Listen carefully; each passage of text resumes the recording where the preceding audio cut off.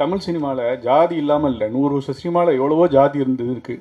சமீப காலமாக கர்ணன் வருது, அசுரன் வருது, திரௌபதினு வருது, படையாண்ட மாவீரன் வருது. இன்றைக்கி உள்ள அந்த ஒரு ஆரோக்கியமான அந்த யங்ஸ்டர்ஸ்குள்ளே இது வந்து மோதலை ஏற்படுத்துதா? மாறி மாறி நீங்கள் வந்து இப்படி உங்கள் படைப்பு அவங்க சொல்லுதோ, அவங்க படைப்பு சொல்லுதோ, ஒரு வன்முறையோ ஒரு மோதலையோ ஒரு ஜாதி பாசத்தையோ இல்லை ஜாதி வரையோ ஏற்படுத்தாதா? இவ்வளோ நேரம் உட்காந்துருந்தீங்க, என்னுடைய முன்னோட்டத்தை பார்த்தீங்க, பாடலை பார்த்தீங்க. உங்களுக்கு எங்கேயாவது ஒரு சின்ன ஒரு அதிர்வு, எதிரான ஒரு மனநிலை என் படைப்பிலிருந்து உங்களுக்கு ஏதாவது வந்து சேர்ந்துருக்கா? சரி, அப்படி சொன்னா இல்லை இல்லை அப்படி இருங்க. அப்படி சொன்னா இருங்க, ஒரு ஜாதியை குடிக்கிறது விடுங்க. அவர் கேட்டது இன்னொரு சாதிக்கு எதிரான படைப்பான்னு கேட்டார்.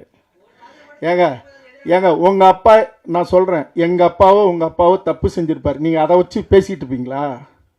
ஒரு சமூகத்தை பற்றி எடுக்கும்போது அவன் பெருமை பேசுறது அவனுடைய உரிமை.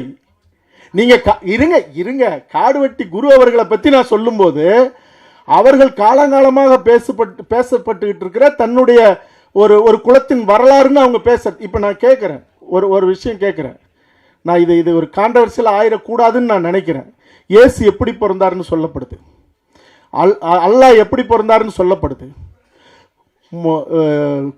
எல்லாரும் இன்னைக்கு தேர் இழுத்து கூட்டிகிட்டு போகிறோம்ல, பிள்ளையார் எப்படி பிறந்தாருன்னு சொல்லப்படுது. அதுக்கெல்லாம் போய் இந்த கேள்வி கேட்பீங்களா?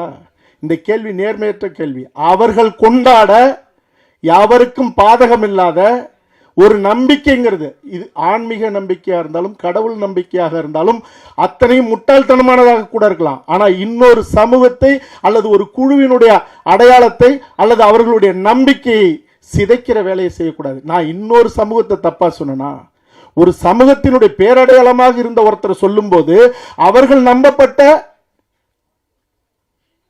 அவர்களுடைய அந்த வழி பெருமையை அவர்கள் பேசுறதுங்கிறது, அதை சொல்லக்கூடாதுன்னு சொல்றதே வன்முறை.